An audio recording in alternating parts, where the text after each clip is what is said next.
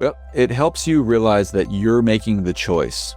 For however your life turns out, you're deciding that. So if you want to live an ordinary life and that's what you're doing, you're making that choice. We'll call that choice A. If you want to live a great life, an extraordinary life, and take it to the next level or several levels, you will make that choice. And LifeSwitch will really help you do that, because it'll help you realize that you can do it, number one, you should do it, number two, and three is how to do it.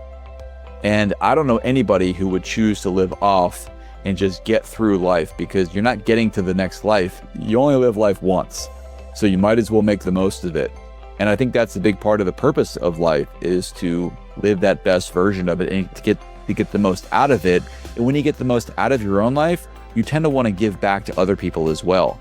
And that's the component of it where I'm going to be giving away $1 million to charity if the book sells 1 million copies.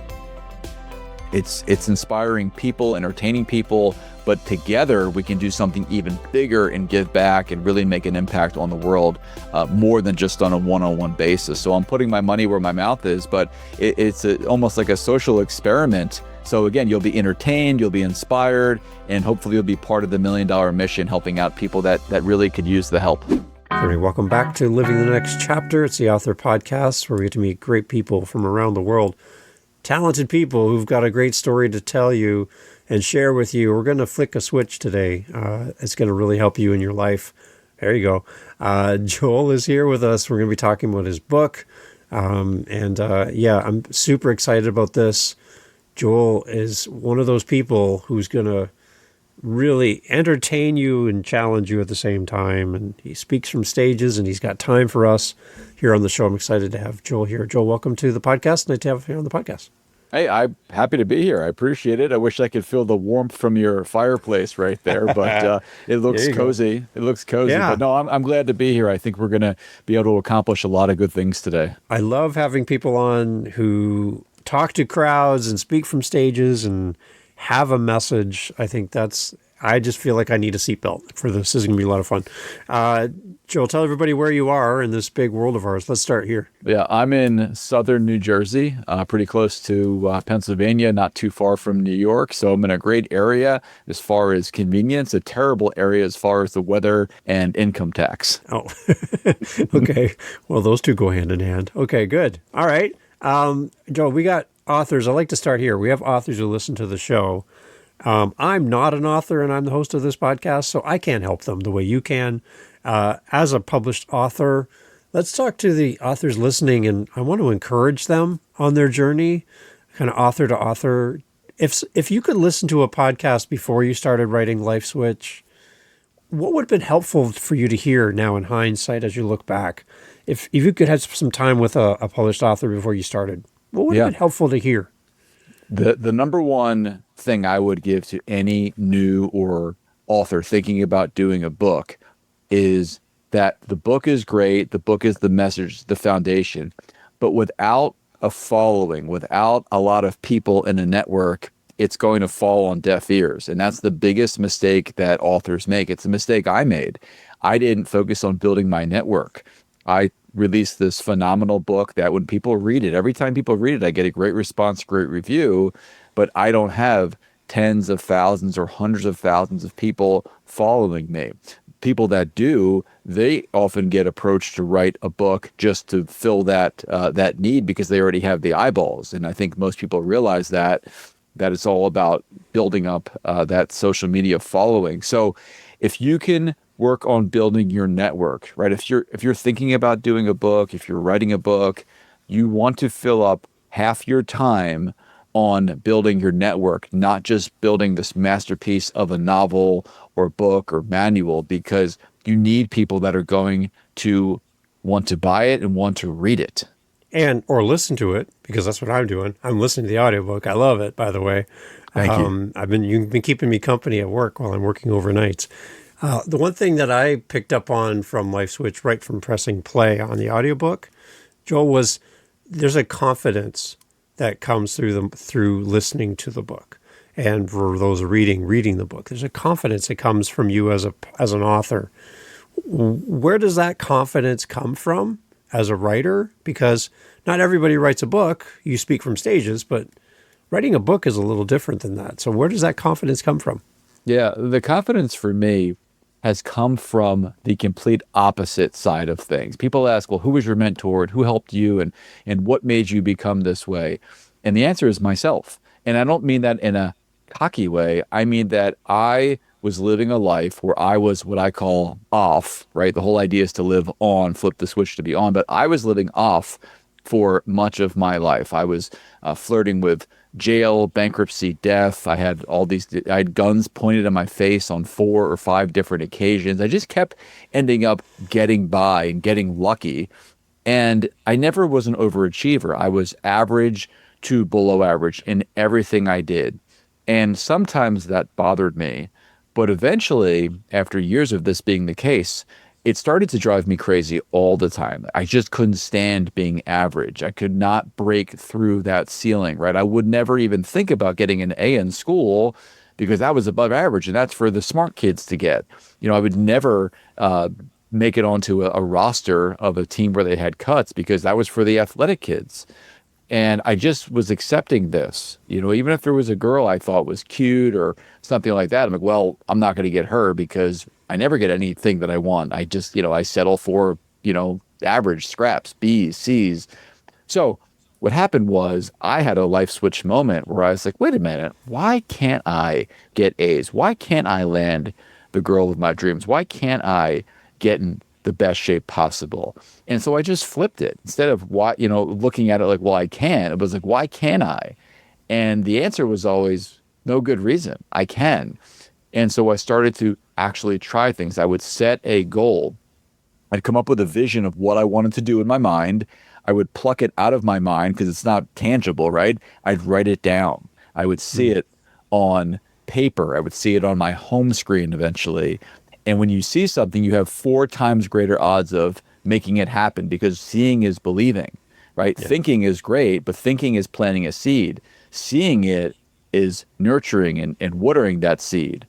And then being able to go out there and achieve it is, of course, that's where the harvest comes into play. So I just got sick and tired of being average to below average, saw a vision of what I wanted to do, put it down on paper, and I would go after it relentlessly until it came to life. And I started to accomplish all these different things, and I kept raising the stakes every time. And that's what happened. That's where the confidence came from, because I kept achieving one goal after another. And this is not complicated. I'm a normal guy. I don't have any amazing skill set except the basics, right? I work hard. I know what I need to do. I do it. I don't doubt myself. I focus on what I want to do, and I do not let anything get in my way, especially myself. Ideal reader. Who are you going after with Life Switch? Who do you have in mind that this book is be perfect for? I think the book is number one for people that are trying to launch. So people that are coming out of college, people that are relaunching, coming out of a divorce, changing careers, went back to school, coming out of graduate school, have their master's, started a business and failed, thought they were going to be a doctor or a financial advisor and realized it's not for them. So people that are launching or relaunching, because you're either going to learn the hard way through your own experiences, failures, trials, and tribulations, or you can learn from other people, which I think saves time, money, and misery. And that's what I want people to do, is learn from the hard, difficult road that I took so their journey can be a little bit more efficient from point A to point B. So that's a pretty wide audience. There's a lot of different people who could identify with that, put their hand up for that. What did you have a finish line in mind for the reader when you were writing this book? I want the reader to get to this part in their journey because of Life Switch? The whole purpose of Life Switch is to get people to realize that they're capable of way more than they think, because the reality is potential is unlimited, right? If your potential is here, when you get here, you're going to realize, oh, it's actually here. And when you get there, you're going to realize it's off the screen, off the charts. That's one of the 3 P's I talk about, right? I talk about potential, passion, and purpose. So that's the potential.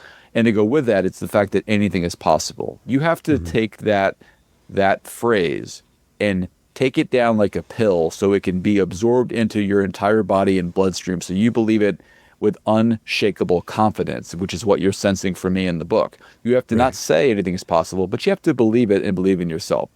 The second P, the second takeaway, is passion. You have to figure out what you're passionate about, because passion is like filling up your car with fuel, right? You have to make sure it's the right grade to get you from where you're trying to go, where you're at to where you're trying to go. So you have to think about, what are you passionate about, right? When was the last time you were laughing, smiling, happy, excited to get out of bed, right? And maybe it was years ago, but that's going to help tell you what your passion is. And when you have that, that'll help give you that fuel to get there. And then purpose is your why.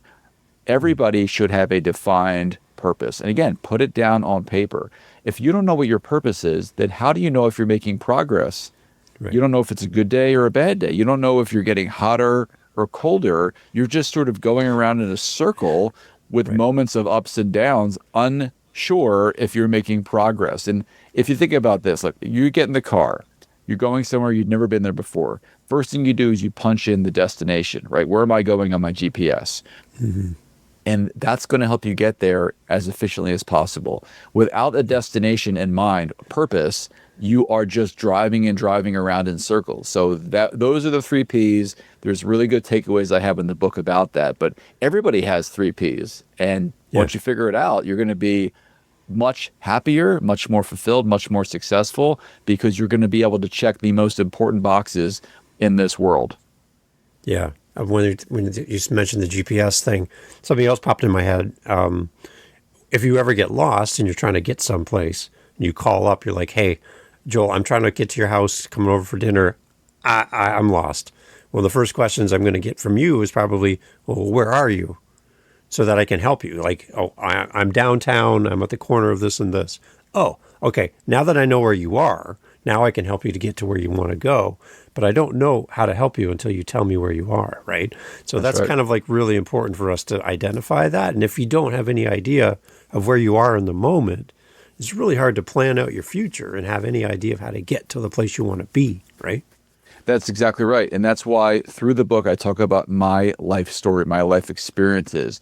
I do that 100% for the reader to understand you're going to get lost. You're going to have detours. You're going to have losses in your life. But those don't have to be cemented as losses. They can be part of the building block of creating your next win. So, I had business failure. I had other kinds of things happen that you can read about if you're interested. But everybody has challenges. And it's, how do you avoid them sinking you, and how do you use some of them as launching platforms to something positive? Because there's opportunity in everything. And there's actually more opportunity in the bad things that happen to us than even in the good. And some people just view things, I would say, the wrong way. They're viewing that as a dead end or a closed door. I had my restaurant business, when it failed, it was the ultimate closed door in my face. But because I was looking for opportunity from it, I found an incredible window of opportunity that led to way more success in a different industry than I ever would have had if I had success in the restaurant business. So it's understanding that there's like these nuggets, these diamonds that are waiting to be mined in your life. People think they want the easy road. They want to go undefeated. They want everything handed to them. They want to get the scratch off lottery for $1 million or whatever it is. You don't want that. You want the challenges. You want the uphill climb, the difficulty, because those are the only ones with the real payoff, the real reward that make you who you are, who you want to be, who you're proud of looking back 3, 5, 10, 30 years from now. So you don't want everything to go the smooth, perfect way. You are built, strengthened, and build a legacy and a story worth telling to your friends, family, kids, readers, if you're an author, by going through these challenging moments. Some of the worst moments I have are the ones I laugh about the most. I have a beer talking about some of my, my bloopers in life, laughing, versus at the time, I hated myself, it felt like at times. So just understand that the only time you lose is when you quit and don't give up, or when you don't get up, or if you don't ever try to be the best version of yourself in the first place. I think as you're talking, I'm thinking of a baseball player at bat. And not every time at bat is a highlight. Not every time at bat is going to show up on the top plays of the night, right? Some of it is a 3 strikes, you're out. You lonely walk back to the dugout. That's not going to show up on any kind of it's going to show up on your stats. But there's not a lot of glory in those moments. And I think when we live in a world of social media where everybody's trying to capture the best things in life, and only display the best in life, it's hard to kind of go through life and struggle when everyone else seems to be thriving. And I kind of picked that up by listening to Life Switch, that no matter where you're at, right, there's an opportunity for you. And that's why I kind of like having this book along as a companion, right, as I kind of listen through it. I just feel that kind of encouragement that even though life is tough for you in this moment, there's something for you. There's a lesson here, right? Yeah. And even look at different movies. Like, let's say like a baseball movie, right? Guy strikes out 1, 2, 3 times. And then, lo and behold, he's up in the 9th inning and he has a chance to win the game. And he comes to life with his bat. Not because he suddenly decided to be good, because he's trying to hit the ball at every at bat. But those losses really it's what helped prepare that person to be able to seize that moment. They kind of like what I said earlier. It's like, enough. I'm going to hit this. I know it. I'm going to hit it out of the park. And it's not even an option. It's those losses that create those winning opportunities. And every movie we watch and every nonfiction book we read, it's all about, right, the hero, right? Oh, then they go down. Are they going to make it back up? Right? It's not just this. Nobody's rooting for the person that always wins and never loses. People want comeback stories, feel-good stories, and that's what your life is going to be. It's almost like a movie, but you have to realize that the script of your life is getting written every day, and you are the main actor. But I know people that are barely an extra in their own movie, essentially. They're just kind of there and taking cues from other people as they go in the background. But you want to realize you're the main character of your own story. You also are supposed to be the producer, the screenwriter, the director. You play the biggest role in how your life turns out. Not the only role, but by far the biggest role. And so you're going to have times where if you looked at your life like a movie, oh my gosh, am I going to be successful? My business just failed. I just got divorced. I have a health issue. How do you want the story to go from here? Right? That's all you can do, is control the present to create the best possible future for yourself. So why are we burying all of our failures? Why are we hiding them from public? Why do we only want to show the good stuff? Yeah, because it's one of these things that we think that's what we're supposed to do. Just like a lot of people think they're supposed to bury their emotions. Emotions are the ultimate tool that we have as humans. They're telling us, our emotions are telling us, oftentimes subconsciously, what is going on and what we need to do. So if something's bothering somebody, what do? They try to drown. It's uncomfortable. You need those moments of uncomfortableness. You need moments of truth with yourself where you realize, hey, what's the thing that's bothering me? Why do I have a pit in my stomach today? Oh, it's because I walked out the door and I said something negative to my partner or my spouse. I need to fix that. Not just, well, she shouldn't have set me up. It's, you have to be honest with yourself, right? It's not always about winning an argument. It's not always about feeling good. Like, you're supposed to have the ups and the downs, right? The way you enjoy a sunny, warm day is by dealing with some colder, rainy days, right? If it was sunny every day, it would just be another day, right? Same thing with a steak dinner. It's a treat. It's not a Monday through Friday kind of a meal. So when you look at why people think they're supposed to bury this and ignore that and not talk about their failures, it's because people think that that's only negative. The reality is there's so much to learn from failure and loss. And if you share that, you'll find there's a lot of people that will probably flock to you because you're being real, you're being honest, you're being open. That's why I shared everything in my book. It can't hurt, and it's probably going to help a lot of people. It's the same advice, share, because you can help someone and they can help you. If you just try to act like everything's great, it doesn't really help, and it might do some damage. So for people who haven't read the book yet, haven't heard the audiobook, like I've had the opportunity to do, can you share a story from your background, from things that you've lived through in the past that is a great example of what we're talking about here? Yeah. Kind of give us that, because everyone loves a story. Everyone loves something that they can really sink their teeth into. Can you share something from your background that is a great illustration of Life Switch? Sure. And I'm actually going to share a story that's not even in the book. The book was about 30% longer than it came out to be, but the publisher told me you've got to cut out a lot of pages. And I thought, how about you cut out 25% of your life for 30% of your story? And but anyway, I took their advice. So I cut out a lot of stories, but I'll tell you one. One of the things I got into over time was I got into real estate. And the idea, I was doing real estate, was I had some extra money. I was looking for some non-traditional investments with some tax benefits. And I partnered with my former college roommate. And he said, hey, look, you're the money guy. You write the check and I'll do all the work. And I thought, all right, that sounds pretty good. And the plan was we would split the profit. I'm very much a fair kind of a guy. It's like, okay, well, we'll be partners. We'll just split it 50-50. But because I was the money guy, I took on all the risks. So if we ever lost money, I had to eat that 100%. Probably not the best deal from my perspective, but that's just how I like to do business, right? 50-50 on the same side of the table. First property we did, he did all the work on a rehab, went really well. We got an offer to buy it at a good price before it was even done. We didn't even have to put a for sale sign out. Great. Split the profit. Awesome. Did the next one. Went through the process, put the for sale sign up, made some money. Great. Third one now, he wants to go bigger. He also is having a bigger family. At this point, he's got 3 kids, and he's also running his own business as a chiropractor. Okay, fine, let's do it again. Well, now it's slower. Now he's bringing in subcontractors to do the work that he was going to do because he doesn't have the time. We end up losing money on that. Lost about $40,000. And before that was even sold, we bought another one, which was another step up. And this one, he was hiring everybody to do everything. And so there was the profit was going out the window. By the end of this project, it was not about how much money we were going to make, but how can we minimize the loss that we're going to have, that I'm going to have. Yeah. And before that one saw the finish line, we ended up buying a property that we knocked down, and we were going to, for the first time, build this home from scratch. And I spent $800,000 just on the 4 acres of land. And this guy was nowhere to be found because he had 5 kids at this time. He had a whole basketball team for kids, all really young, within less than 2 years apart each. And I was on my own. I was angry. I had a lot of frustration. I was placing blame everywhere.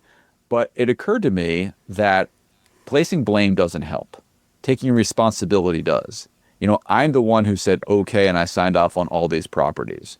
And we continued to up the ante and raise the stakes. And I already had lost some money. Now I stood to lose somewhere between $500,000 to $1 million if this thing was the worst case scenario. Really messed me up. And I just said, you know what? This wasn't the plan. This wasn't the deal, but this is where we're at. And what I need to do is get involved and make this happen to go as well as possible. And I would go visit the property oftentimes 3 times a day. I was building a wine cellar. I was, getting cuts and bruises and doing things that I shouldn't have been doing, but I did what I had to do. And ultimately, we had one person interested in the house. That person ended up being the buyer. And not only did I not lose money, but I made a little bit of money on this property. But this was about 4 years ago, and I still feel really good about what I did. And also I was able to preserve the relationship with my friend. We're not best friends, but we kept it civil, right? We easily kind of got into an argument, and nobody stands to win from that. But the point is, I was in a really bad, scary situation, out of my league, out of my realm. But I took responsibility, said if I'm going to get out of this, it's going to be because of me. And I believe when I'm in a position, I will trust myself to do what I need to do to try to come out with a win, to try to make this scenario be the best case scenario. And so, long story short is that's what I did. I was able to dig out. That was obviously the end of our business dealings, and that was the end of my property flipping and building. But it was the situation where I could have been in financial ruin, but instead I turned it into a profit because of the situation and how I saw it. Not for what it was supposed to be, for what it was, what I wanted it to be, and also what I didn't want it to be. So everybody's going to go through tough times like that, maybe not in real estate, but it's taking responsibility and realizing that the person who's looking back at you in the mirror is the one that you have to thank or be upset with, depending how things go, more than anything else. The idea of life switch seems easy. Like any light switch in your house, you just flick it on, it works. There's got to be a hard side to life switch. Maybe it's how we approach it. Maybe it's our own mental attitude towards things, or there's a piece of us that needs to develop when we flick on our life switch. What's the hard part of life switch that we're going to learn through the book, and what's something that's relatively easy, that's a quick win with our life switch? Yeah. Well, that's a lot to ask. So chime in if I go off Yeah. track here. Yeah. But I'll Okay. tell you this. Look, everybody knows I'm a former certified personal trainer. Everyone knows if you want to get in the best shape of your life, you have to eat healthy and Right. exercise. Super easy, right? It's just two things, Yeah. but really Yeah. hard to do it, hard to execute it. And some people, they don't know what eating healthy is. They work out, they think a walk is going to burn 30 pounds of fat, and it probably won't. It helps, but there's other things that you probably can do that are going to be more efficient. So with Life Switch, you don't just turn it on because you want it on. You have to take care of those three P's I mentioned. You have to Yeah. understand that anything is possible and believe it with unshakable confidence for whatever you're trying to do. You have to identify the passion that is going to be your fuel to help you make it happen, right? Feeling excited to get out of bed every day. When I did my book, I could not wait to get out of bed. Didn't matter how little sleep I got. I was so excited to work on this project and to bring it to life. And every day I wake up and I'm excited to make things happen. I'm not fearful of, oh my God, what's going to happen? I want to make things happen. I feel like electricity running through my veins because I'm excited to be living this life because of the things that I've put into my life that I want to do. That's what I want people to find passion in their lives for. And then purpose, like I said, if you defined what you're trying to do, your destination, ultimately, whether it's a year away or 30 years away, you're going to be driven because you know exactly what the mission is, right? You think about Arnold Schwarzenegger in Terminator. He had a mission and he would relentlessly go after it like a robot that he was because he was programmed for it. You have to be programmed to fulfill your mission. When you do those things, you take care of the three P's, that's what puts on your life switch. You don't physically flip it on, but fulfilling those three things, that's what puts it on, and you'll feel it. You'll feel like excited, butterflies, sometimes uncomfortableness because you're in this amazing position to make something amazing happen. That's how you do it. If you feel like you're just like kind of like boop, boop, like Yeah. you barely have a Right. pulse, your switch is not on. Yeah. It's like some people are living off. They're almost like a step above a zombie, just kind of wandering around, seeing what happens, saying same blank, different day. People that are living on have passion. They're excited. They're going to make things happen. Each day is an opportunity, a new gift, right? And so that's kind of the difference. So that's the first part of your question. The second Yeah. part, you're asking about what's like a simple thing to do. What Yeah. I would tell you is to create a vision of what you want your life to look like. This is something that a child can do, but you want to picture as vividly as possible and take 15 minutes a day, maybe, to think about exactly what you want your life to look like personally, professionally, physically, you name it, financially. How do you want it to be? And then write that down and keep looking at it. Because what happens is when you really focus on something like this, your mind, your body, your activity, everything starts to gravitate towards it, right? And so you're Right. either getting better towards that end or you're getting worse and maybe even further away from it. So number one is create the vision, right? And I would say a good way to remember this is to think about a puzzle. If you go buy a puzzle, you get a box with a clear picture on the front of it. That's what it's going to look like when it's done. That's the finished product. When you open the box, what's inside of it? A complete mess. Yeah. Yeah, but Everything. Yeah. it's a bunch of pieces, right? Yeah. There's no instructions. Nope. But the thing is this, factually and fundamentally that everything you need to bring that vision to life is right there at your disposal in that box, whether it's 500 pieces or 1,000. And you're not going to get them all in the right place first shot and in one day. But every piece is progress towards getting that vision to become reality. And so that's your Yeah. life. Everything you need is within you. Everyone is pre-wired for success and fulfillment, but it takes time to take that vision of what you want your life to look like to become reality. But you have to have that clear vision, like that puzzle. The only clues you have are looking at that puzzle, looking at the puzzle. Hey, maybe that piece goes here.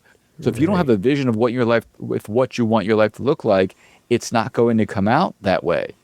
So take the vision, get it down in your head, get it down on paper, and work towards it every single day. And if you do that, every day can be a day of success. Every day can be a day of progress towards that goal, towards that vision, towards that extraordinary life that you want to live.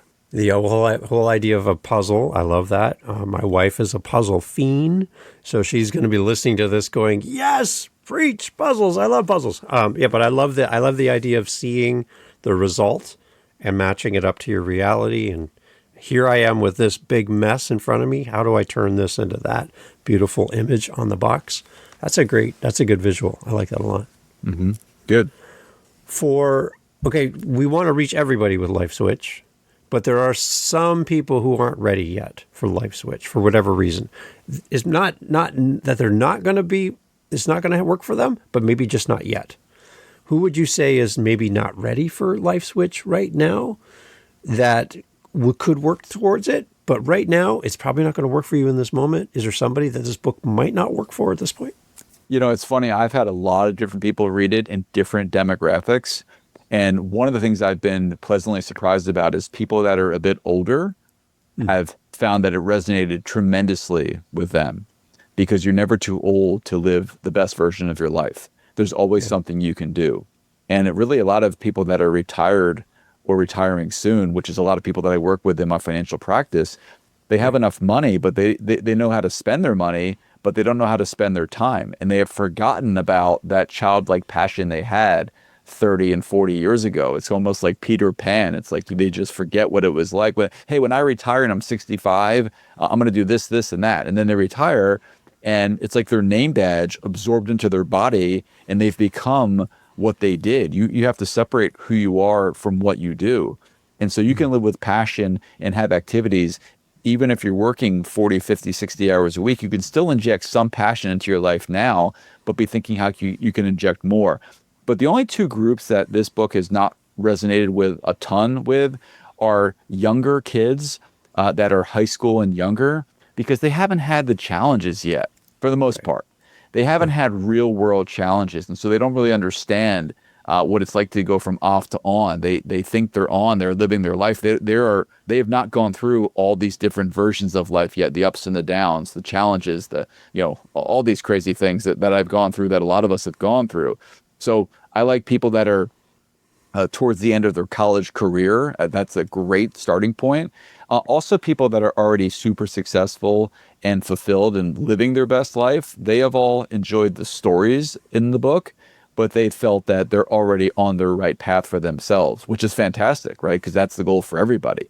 But I have a lot of friends that are really well off in every regard. They're very happy, they're fulfilled, they're living with passion, good family lives. They've enjoyed it. It's been entertaining, but there's not a ton that they would change about their lives, which is fantastic. But the thing, it's not for those people. It's for people that are trying to figure out their life, that are living an ordinary life, that like I was, like an average to below average existence, that want to turn it around and live an extraordinary life and be well off in every regard, to be rich in all senses of the word. So you talked earlier about kind of like a zombie-like existence, very complacent, just kind of wandering through life. Life Switch is there to kind of turn that around. What could shock somebody into saying, I need to make a change? Like what I'm doing right now, and I'm just doing life. Life passes me by. I have no recollection of anything that's happened recently. I just exist. How is Life Switch going to help somebody who's just kind of existing right now? Yeah. What is it going to do for us? Well, it helps you realize that you're making the choice. For however your life turns out, you're deciding that. So if you want to live an ordinary life and that's what you're doing, you're making that choice. We'll call that choice A. If you want to live a great life, an extraordinary life, and take it to the next level or several levels, you will make that choice. And Life Switch will really help you do that, because it'll help you realize that you can do it, number one. You should do it, number two. And three is how to do it. And I don't know anybody who would choose to live off and just get through life, because you're not getting to the next life. You only live life once. So you might as well make the most of it. And I think that's a big part of the purpose of life, is to live that best version of it and to get the most out of it. And when you get the most out of your own life, you tend to want to give back to other people as well. And that's the component of it where I'm going to be giving away $1 million to charity if the book sells 1 million copies. Wow. It's inspiring people, entertaining people, but together we can do something even bigger and give back and really make an impact on the world, more than just on a one-on-one basis. So I'm putting my money where my mouth is, but it's almost like a social experiment. So again, you'll be entertained, you'll be inspired, and hopefully you'll be part of the $1 million mission, helping out people that really could use the help. Now that's unique. I've had a ton of authors on this show, and I haven't had that come up in conversation. So that's what was the spark to do that? Like, why does that resonate with you to go down that path? Yeah, I've been very charitable inclined, my wife and I, for a long time. Each year we make sure we're donating to the charities that we really believe in and want to support. And I knew when the book was getting ready to launch, which came out in October, but I knew that it Yeah. was going to be, to a lot of people, just another book, another self-help guru kind of a guy, which I don't view myself as that. But I knew I needed to do something different. I wanted to make a splash. I didn't do the book to make money. I have a very successful financial career, but I thought, how can I really do something great, something that I can really be proud of and impact more people than just me and even just the readers?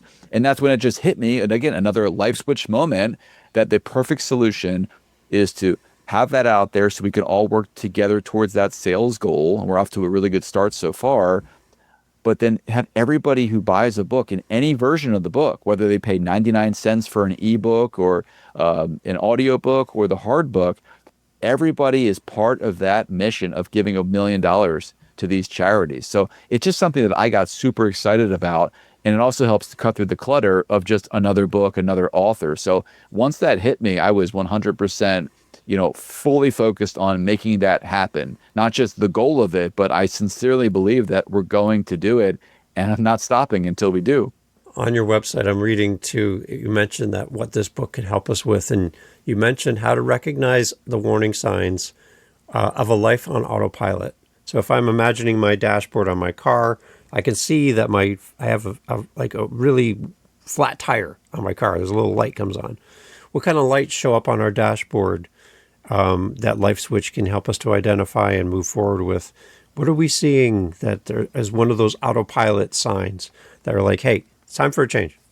Yeah, you're seeing like the ultimate, right? The engine, check engine sign, right? Yeah. Yeah. It's like the tire. People, okay, that's fine. I'll be okay. I've got three other tires. I'll be fine.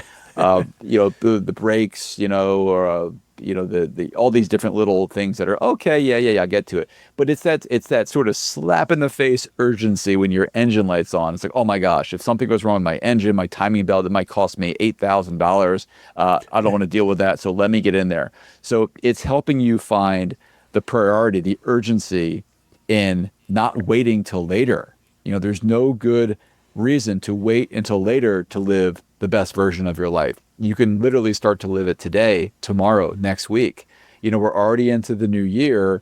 Many people have already missed on their New Year's resolutions. This isn't a fad or a temporary concept. It's a way to live the best version of your life. You will thank yourself for it. You will enjoy yourself more, and everyone around you will be enjoyed being around you more because you're living with all these additional benefits that you're not when you're living off. So being on is way more fun. It's much more fun. It's much more fulfilling, and you'll be able to do things that you might have told yourself you couldn't do before. So it's in a sense, it's almost like a magical thing, right? If you really believe it and believe in yourself, the things you'll be able to do, you'll be shocked and amazed. And I talk about several great stories that happened to me that you'd think I was almost making it up, but they're all true. These are things that ordinary people can do when they think in an extraordinary way. Some early reviews and comments around the book from readers. What are you hearing back that inspires you as an author? Every review that I have, whether it's a formal review or a college student or anybody, I'm seeing that it's an immediate impact. It's brightening their outlook, their future immediately. It's in their brain, and then from there, what I'm excited about is what are they going to do with it, right? Because that's down the road. But the instant impact, it's almost like their life switch is flipping on during the presentation. And then when people, some people are in my presentations and then they get the book with it. The book reinforces everything I talk about. But it's seeing them, seeing their faces, hearing their words about what it did for them to open up the possibilities that why not them? They can live an extraordinary life. It's fun. It's almost like I'm tapping people on the shoulder and they're like, oh yeah, okay. It's waking them up. It's turning them on. So I'm going to flip as many switches as possible. And hopefully people that get their switch on will flip other people's switches. So kind of like a chain reaction. Any new doors open for you because of Life Switch? opportunities that maybe presented itself because the book is now out? A lot of speaking opportunities, a lot of interview opportunities. That's been it, but that's been my goal. That was by design. I still run my business on a daily basis, so that's a big thing to me. Also, my family's a priority. I don't want to take a ton of time away from them. But no, I'm doing exactly what I mapped out, the vision I had for being an author and speaker. I'm doing exactly what I set out to do, and I just want to keep doing it. And I'm very thankful that it's going the way that it's been going, and we want to just keep it going. So for your speaking side, I know it's on your website. We can follow through and read up on your background as a speaker as well.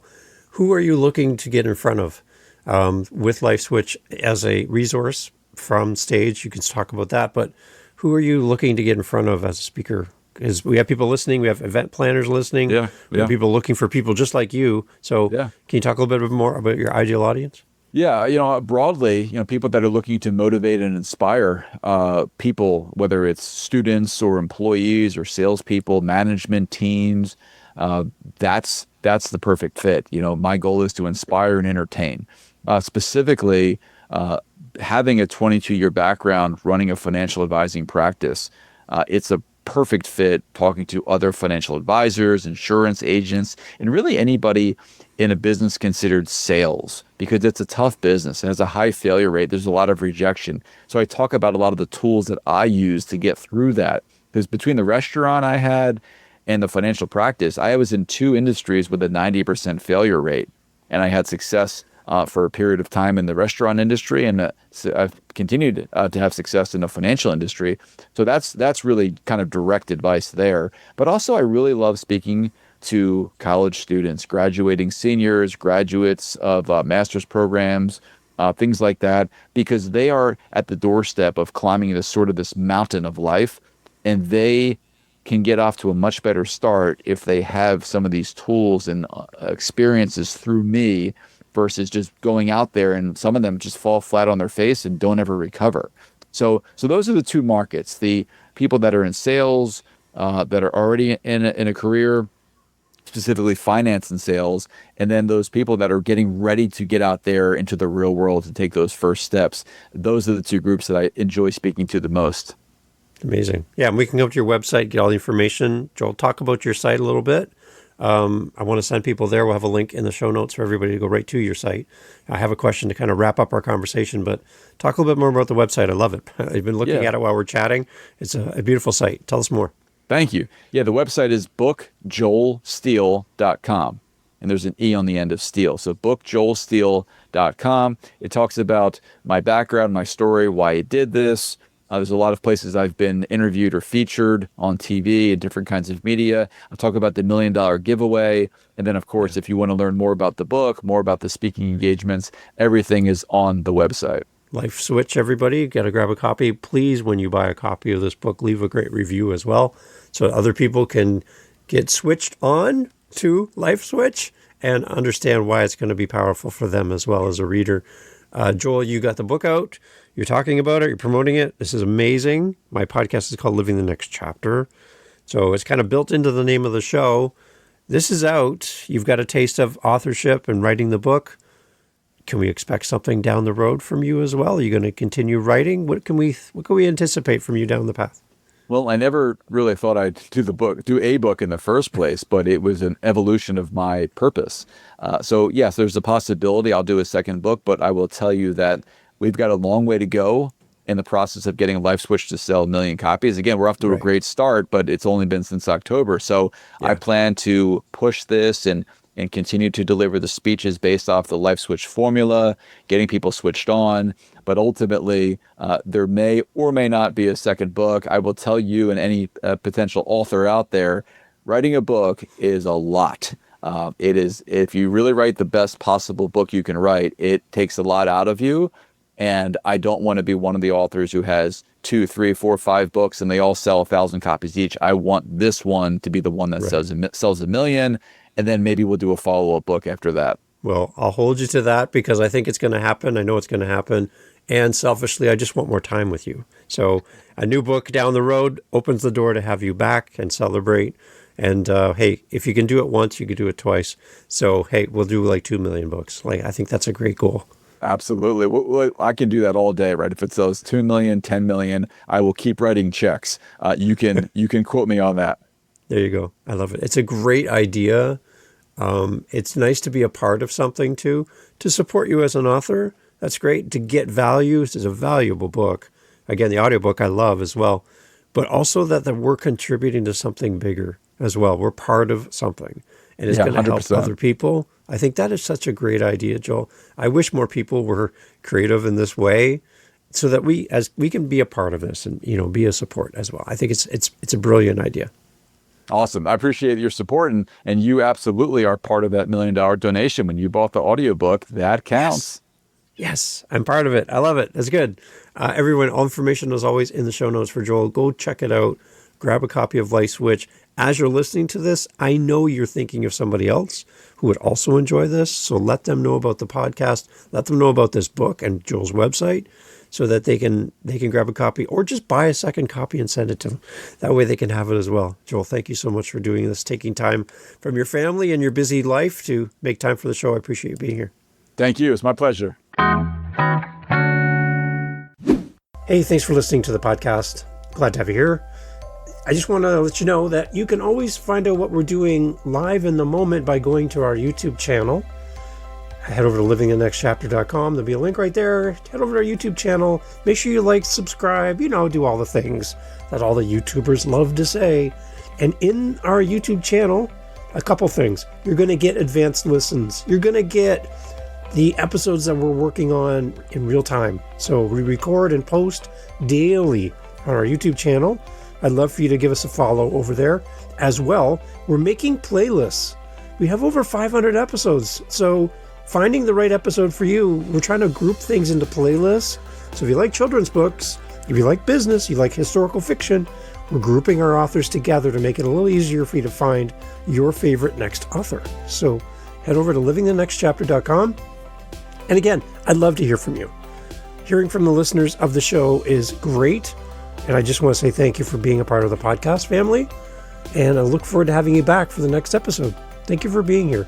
I really appreciate your time and your listen. Take care.